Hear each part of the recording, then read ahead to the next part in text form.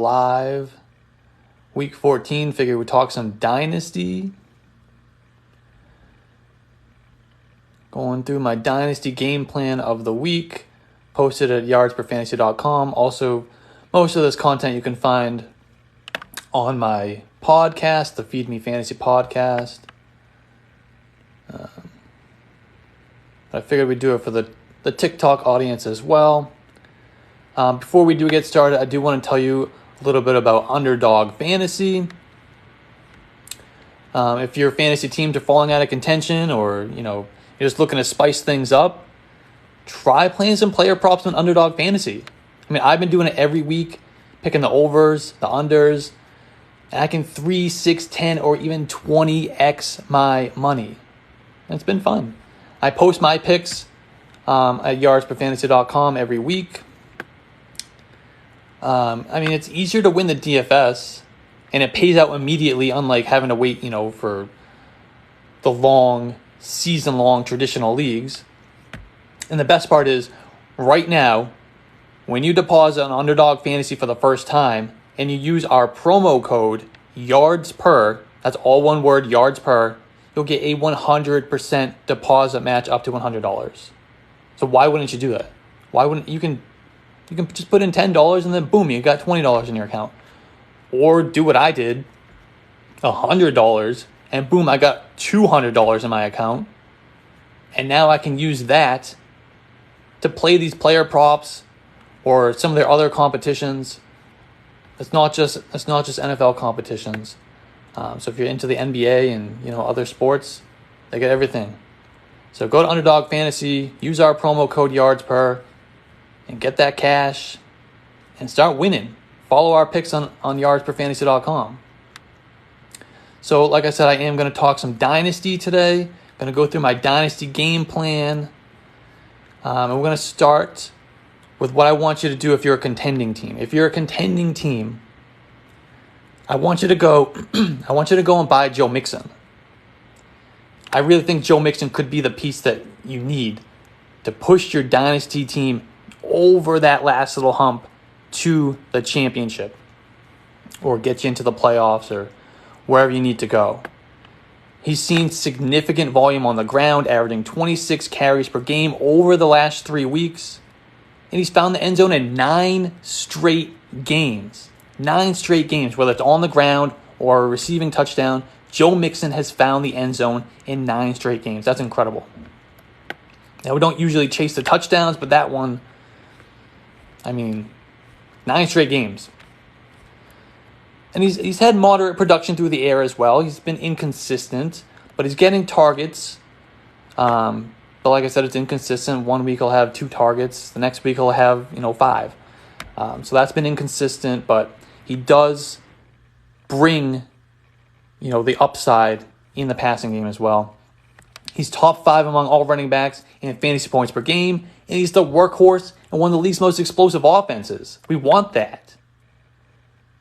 And, when you're looking at it from a Dynasty perspective, as a 5th-year running back, a Dynasty manager that has Joe Mixon on their team that's not in contention is likely very willing to part ways for future assets, which makes them easily attainable. So it's not really a buy low situation, but you're not buying extremely high. Because, like I said, he's a 5th-year running back, has some injury history. A lot of people are afraid of Joe Mixon. So if they have him on their Dynasty roster right now, they might be like, take advantage of selling him if they're not in contention, and you, the contender, can go and buy him at a pretty reasonable price. So, like I said, it's not a buy low, but for a top 5 running back, the return is going to be much greater than the cost. So go get him and ride him to a championship. Now, if you're a rebuilding team, a guy I want you to go buy is I want you to go buy Chase Claypool. I've been saying it all season long, whether it's on Twitter, here on TikTok, on my podcast, the Feed Me Fantasy podcast. Sell Chase Claypool in redraft leagues. But at the same time, I've been saying, go acquire him in Dynasty. Now, okay, so what's the difference? The difference is all about the quarterback situation. That is why Chase Claypool hasn't been this great redraft asset this year.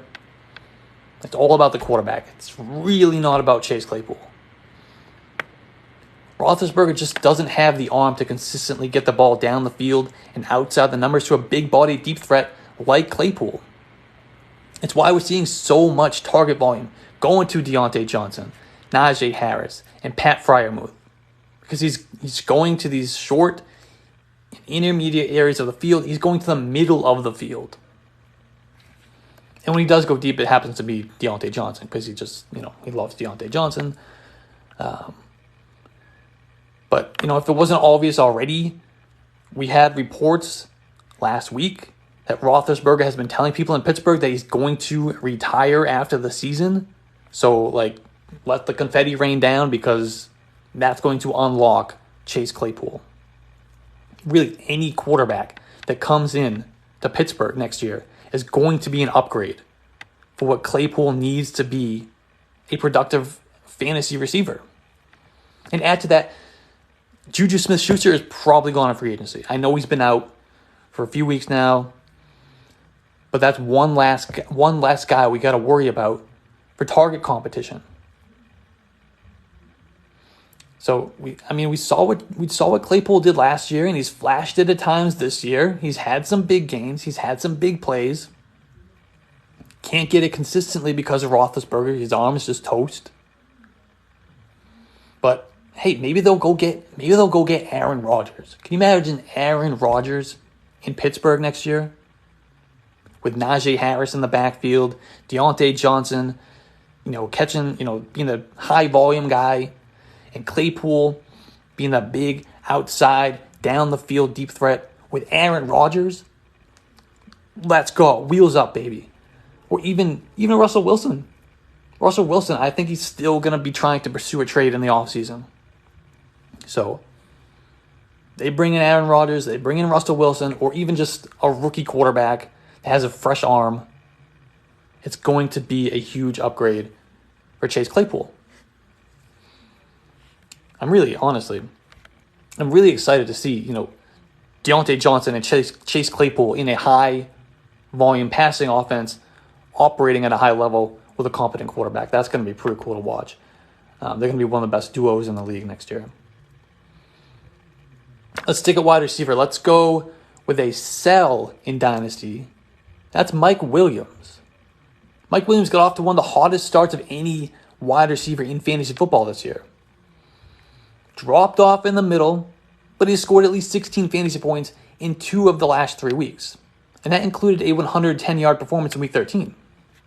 Now, while that is exciting, Week 13 was the first time he reached a target share of even just 20% since Week 5.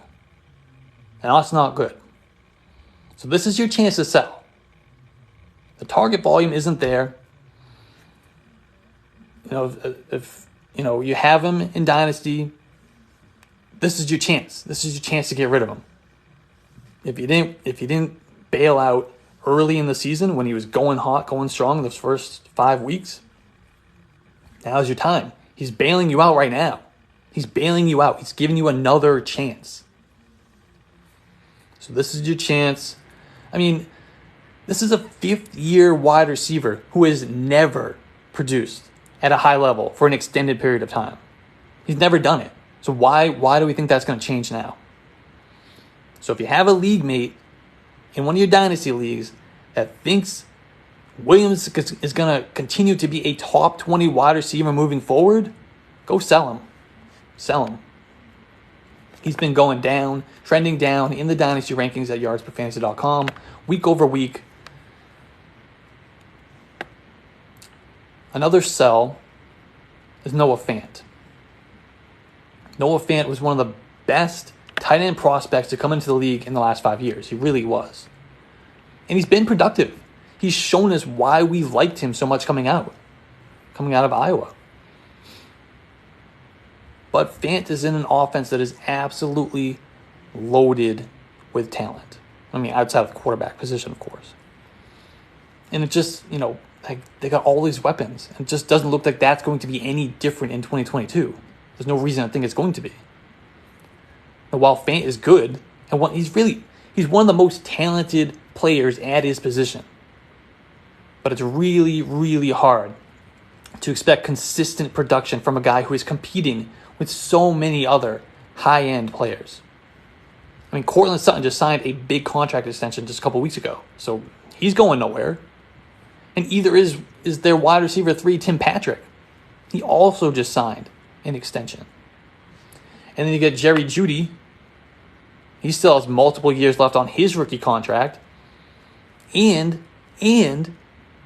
Denver has a second young, ultra-talented tight end on the roster. And second-year guy, Albert Okwuegbunam. Albert O is good. He is good. Might not be as good as Fant, but he is good. He's very underrated. That's a guy to go stash in Dynasty, really. So, and that's even before. So we got Courtland Sutton, we got Tim Patrick, we got Jerry Jeudy, and that's before we even get to Javonte Williams in the backfield. He's not only an excellent runner, but he's also a weapon in the passing game. So, I mean, Fant is talented. Don't get me wrong. I like Fant. I'm a big fan of Noah Fant. And I think he'd be a top five or six dynasty tight end in any other environment, on any other roster in the league. But, and as situations change, I know that. I understand that. I usually am a proponent for talent over situation. Always. But it's a rare exception. It's just hard to see a path to top 5 fantasy production in the next 2 years. So I'm selling Noah Fant. Sticking with tight end, my dynasty stash of the week is Adam Troutman. Adam Troutman is one of my favorite breakout tight ends coming into the 2021 season. Didn't quite play out as expected, obviously. But I'll give me this. He was coming on strong just before he went out with that knee injury.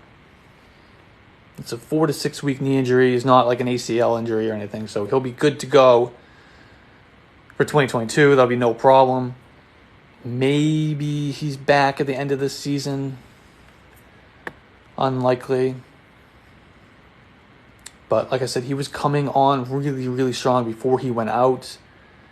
Over his last 4 games, he had target shares of 15%, 16%, 17%, and 20% in his last 4 games. So it's just ascending. And his snaps had gone up too. And he went from averaging 10.4 routes per game in his first 5 games to 26 in the next 5. That's a huge jump. So the Saints were seeing, hey, we got to get this guy more involved. He's a second-year tight end, ultra talented. It takes tight ends some time to come along, develop. We know that. So he was coming on strong, and all, came to a head in Week 11, where he was the tight end 4. He was the tight end 4 in Week 11. He had 5 catches on 8 targets for 58 yards and a touchdown. He was here. He had arrived. It was Adam Troutman time. It was happening. Adam Troutman was happening. And then, unfortunately, like I said, the knee injury knocked him out for at least the next month, which effectively ends his fantasy season. He's probably out for the year. They're not going to rush him back on that team. That team's going nowhere. So, I mean, even in 5 fewer games than he had in his rookie season, Troutman still doubled his targets from last year to this year. Doubled them in 5 fewer games. He's an excellent candidate to build on this late season momentum and truly break out in 2022. He has all the tools to do it, man. He does. I love Adam Troutman. It's going to happen. It's going to happen. It was already happening. Damn knee injury. He's 6'5", 255 pounds. 95th percentile agility on playerprofiler.com. He's best comparable on playerprofiler.com. He's best comparable to Dallas Goedert. And Dallas Goedert's breaking out all over the place. That's going to be Adam Troutman. He shouldn't cost you much. He's going to be like a throw-in in a deal. Either late this season or even in the offseason. I'd try to go get him right now if I could. Because, these young players, they accumulate value. Just season ends and boom, their value goes up. So go get him. If there's a contender that's got him on their taxi squad or he's their, third tight end on their IR spot, go throw something at them. It's not going to take you much to go get them. So go get Adam Troutman. He's going to happen. He's going to break out. So excited.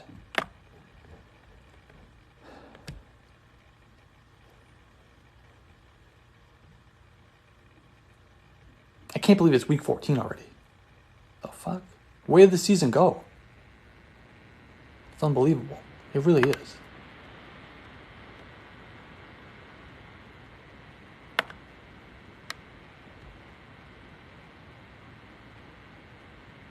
Now what else? Who else can we buy in Dynasty? Another guy. I'm telling you. I was in love with this season, this whole spring, early summer. That was Cam Akers. I wanted him so bad in all my redraft leagues. I have him in my Scott Fishbowl league, which completely collapsed that team among other injuries. But Cam Akers was my favorite running back to target in the first round of both startups in Dynasty and redraft leagues this summer before, freaking Achilles injury. He was in for a bell cow role in one of the league's best offenses. We've seen what Darrell Henderson has been able to do in that offense. And even Sony Michel had a great game in that offense. Imagine what Cam Akers would be doing in that offense. He's a superior talent to both Henderson and Sony, especially Sony Michel. Just imagine what he would have been doing. And the Achilles injury comes with a stigma in the fantasy football community. There's like a groupthink that running backs never come back successfully from Achilles injuries, but it's false. It's a narrative. It really is. The list of running backs who have gone through the Achilles rupture is a list full of backs that just, they weren't all that great to begin with. Hello? Just look at Deontay Foreman, Marlon Mack, and Kene and Wangu on the Vikings. All three have suffered Achilles injuries and have looked explosive as ever when given the opportunity this season. And so if that doesn't make you feel better about the injury, just go to Cam Akers' Instagram. Go to his Instagram right now and watch his progress in his recovery. He's posting videos all the time. And even Sean McVay, back in October, acknowledged that Akers has a chance to return this season, 2021. If that happens, the buy window is shut. Boom, done, over. You're not going to be able to get him. Because his dynasty managers have been holding him this whole time, and now they see he's back and healthy and playing. They're no longer worried about the Achilles injury because he's showing he's still got it. You got to get him. The clock is ticking, man. The clock is ticking. Go be putting out offers. Go put out offers for Cam Akers. But, so if he does come back this season, it also means that he's going to be a full go to start the 2022 rather than being eased back in. So it's already looking like that's going to be the case. He's going to be, even if he doesn't come back this year, he's going to be a full go heading into 2022. And of course, Henderson's performance this season, tells us that he's not exactly going away either. But Akers was drafted to be the bell cow in this offense, and his talent will be way too much to hold him back for too long. So I'm not too worried about Darrell Henderson. I mean, let's look back at the end of his rookie season. Akers came on strong late last year, much like we saw with Jonathan Taylor. They both had slow starts of the year, whether it's because they were just, they're rookies, they're struggling a little bit, or, buried on the depth chart a little bit, whatever, the issues were. They both got off to a slow start. Jonathan Taylor came on strong late last year. Cam Akers came on strong late last year. And I think Cam Akers would be doing similar things to what Jonathan Taylor's doing right now. I really do. I mean, in weeks 13 through 17. Weeks 13 through 17, Akers played over 64% of the snaps in every game. He averaged 21.5 carries and 109 yards from scrimmage over that span. In the team's 2 playoff games, he compiled 221 rushing yards and 51 receiving yards with 2 touchdowns in the playoffs. He was used as a bell cow, an elite bell cow, taking 96% of the snaps in the divisional playoff game in the loss to the Packers. 96% of the snaps. And when we extrapolate his final 6-game averages, including the playoffs, to a full 17-game season, it comes out to nearly 2,000 yards from scrimmage. It's reasonable to assume the Rams will involve Akers more in the passing game too, given what he did in that area in college. At Florida State, Akers caught 53 passes over his final 2 seasons, and he had a 12.3% target share. Even Sean McVay, this offseason, he described him as an every down back and a special player.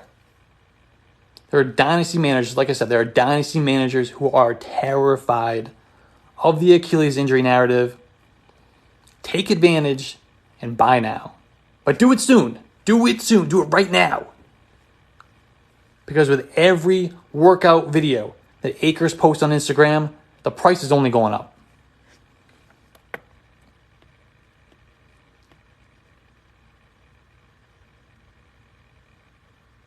So what about James Robinson? James Robinson, you got to sell him. You got to sell him. I mean, he's certainly proven himself worthy of a workhorse role. He has. There's no argument about that. I like James Robinson. But it really doesn't matter what you, or what any fantasy gamer, fantasy analyst thinks about James Robinson. It doesn't matter. It doesn't matter. What matters is that the Jaguars used a first-round pick on Travis Etienne. That's all that matters. And I mean, even just look at the way they're treating James Robinson this year already with Carlos fucking Hyde. James Robinson has 1 fumble, and he's delegated to the bench. Like, what? For Carlos Hyde. Imagine when they bring in their first-round pick, the first pick outside of Trevor Lawrence in the Urban Meyer era was Travis Etienne. They're going to use him significantly. I mean, this is a guy who broke out as a true freshman at Clemson. And he had 2 seasons with over 1,600 rushing yards and a season with over 500 receiving yards. He had 102 career receptions in college. Etienne is absolutely going to have a significant role in Jacksonville in 2022. There's no argument about that. No doubt. The best case scenario for Robinson is that he gets the majority of the early down work while Etienne is in the passing downs. He's the passing downs guy. I mean, and that's the best case scenario. And even for Robinson, that's not even ideal, considering a lot of his fantasy value comes from his work as a receiver. The check down game. He's the check down guy. They're giving him the ball in the passing game. They're trailing a lot. They're dumping it down to James Robinson. And like I said, that's the best case scenario. I think we're probably looking more realistically. We're looking at a split backfield, kind of like what the Cardinals have done with James Robinson and Chase Edmonds before Edmonds went down, where Robinson is Connor. Now, I know that sounds great with what Connor's been doing this year. But let's compare the Jaguars' offense to the Cardinals' offense. Connor's production has been mostly, this is before Chase Edmonds went out, with Chase Edmonds on the field. Connor's production was mostly built around touchdown production and big leads, getting the carries late in the game with the big lead, because the Cardinals are just dominating everybody this year. So, I mean, the offenses just don't compare. So I really think, if you're holding James Robinson and you're not a top 3 team in your dynasty league, I really think you're making a huge mistake not trading him. So I talked about Adam Troutman a few minutes ago as a really great dynasty stash, but I want to go a little bit deeper. Everybody knows about Adam Troutman. Not everybody loves Adam Troutman or knows what he can be, but they know the name Adam Troutman. We all know Adam Troutman. But a name that not a lot of people know, unless you're really a hardcore dynasty gamer, is Tyreek Jackson. Tyreek Jackson is a tight end on the Eagles. He's on the Logan Thomas career path. I know a lot of people you don't really like Logan Thomas because he's had some injuries. But Logan Thomas is a tight end 1 when he's healthy. Absolute locked-in top 10 tight end. They both entered the league as quarterbacks before making the transition to tight end. And Jackson came into the league as an undrafted free agent from Buffalo. And, he ended up landing in Buffalo with the Bills. He spent some time with them in the 2019 offseason. Didn't make the 53-man roster, but that was as a quarterback. And then he played in the XFL with the DC Defenders in 2020. And then when that league folded, he joined the Eagles in 2021 in the offseason as a tight end. He was going to make the transition to tight end. And he was performing well in training camp before he suffered a fractured bone in his back. He was looking good. The Eagles waited to put him on injured reserve. This is key. The Eagles waited to put him on injured reserve until the start of the season because they didn't want to risk, either losing him if they waived him, but they also didn't want to end his season. They wanted to get him on the field and get some experience in 2021 so that maybe he can have a more significant role in 2022. And that's exactly what's been happening. He's not catching passes, he's not being heavily involved, but he's on the 53, he's playing, getting reps, he's out there in practice. They activated him from injured reserve shortly after they traded Zach Ertz to Arizona. So that was about a month ago. And in his first 3 games, he had snap shares of 25%, 42%, and 18%. So he's, like I said, he's not playing a lot, but he's playing. This is the guy who a year ago was a quarterback. This guy's huge, too. He's huge. He's 6'7", 249 pounds, and he's an incredible athlete for that size. He really is. I mean, if you go to playerprofiler.com and you look at the athleticism bars, they're all just through the fucking roof. He runs a 4.59 with a 94th percentile speed score. One of the most athletic tight ends in the league. He's explosive, he's got agility, and his catch radius is insane. Insane. Limitless. Now, while it takes time for tight ends to develop, we've seen it done. We've seen the transition done from quarterback to tight end with Logan Thomas, highly successful, if he can stay healthy.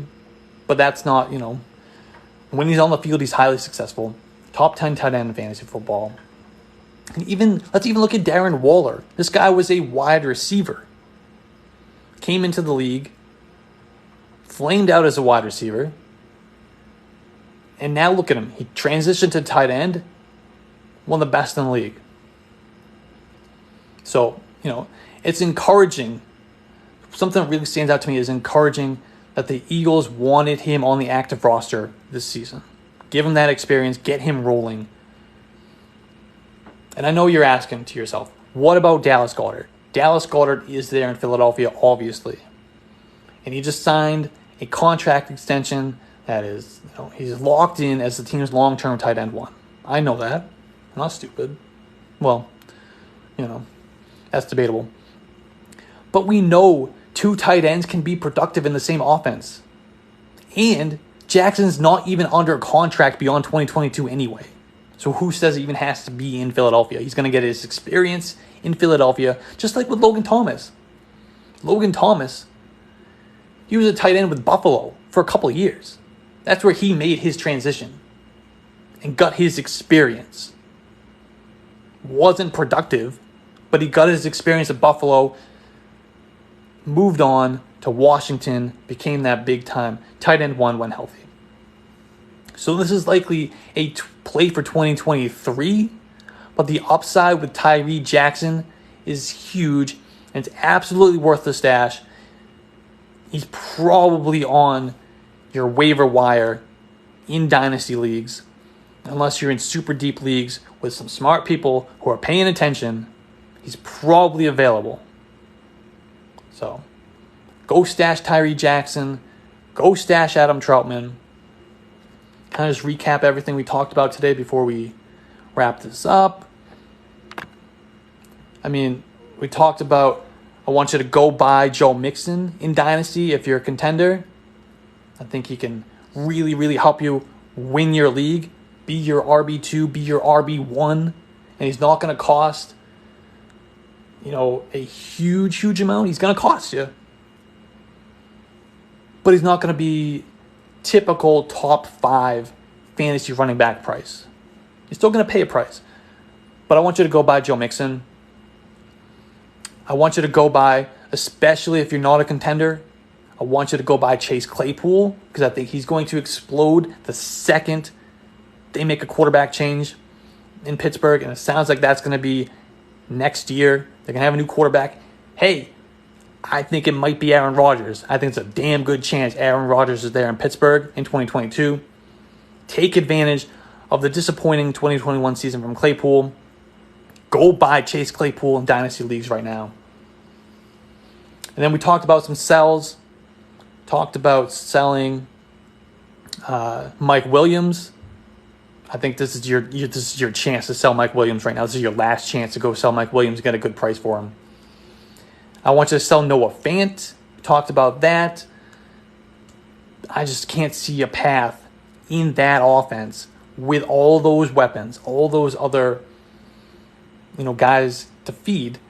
I can't see a path to top 5, top 6 tight end production anytime in the next 2 years. So I'm selling Noah Fant. I'm selling James Robinson. The clock is ticking. His value is just going to drop just like it did last offseason. It's going to crash down because Travis Etienne is going to be that guy. And you're also buying Cam Akers, and you're stashing Adam Troutman, and you're stashing Tyreek Jackson. That's all I got. Week 14, I'm going to be going live Sunday morning. Start sits, answer all your questions. Did that last week. It was fun. Maybe I'll get a chance to go live before then as well. But that's all I got for today. Thanks, guys.